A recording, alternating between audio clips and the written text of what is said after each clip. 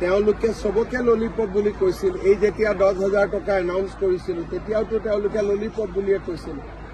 Orunodoi দিওঁতেও lollipop বুলিয়ে কৈছিলে। নিযুত মইনা আহোঁতেও ললিপপ বুলি কৈছিলে। কিন্তু মানুহেতো লাভ পাই আছে।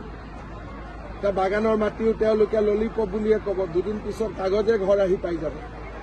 ঘটনা হ'ল ছাৰ, কোনোবা চিঠিখনি জড়িত আছে? এটা আপোনালোকে চিধা কথাত ধৰক, প্ৰতিবেদন দাখিল হৈছে 7টা, আন্দোলন হৈছে 3টা। তাৰ মানে প্ৰতিবেদনখন নপঢ়াকৈ আন্দোলন হৈছিলে। আৰু পঢ়িলে তাত কোনেও বেয়া পাবলগীয়া একো নাই। সকলোৰে কাৰণে আমি যাতে সকলো জাতি উপজাতি আগবাঢ়ি যাব পাৰে তাৰ কাৰণে আমি সুন্দৰ প্ৰতিবেদন এখন দিছোঁ। সকলোৱে পঢ়িলে গম পাব যে ইয়াত কাকো অন্যায় কৰা হোৱা নাই, সকলোকে ন্যায় কৰা হ'ব।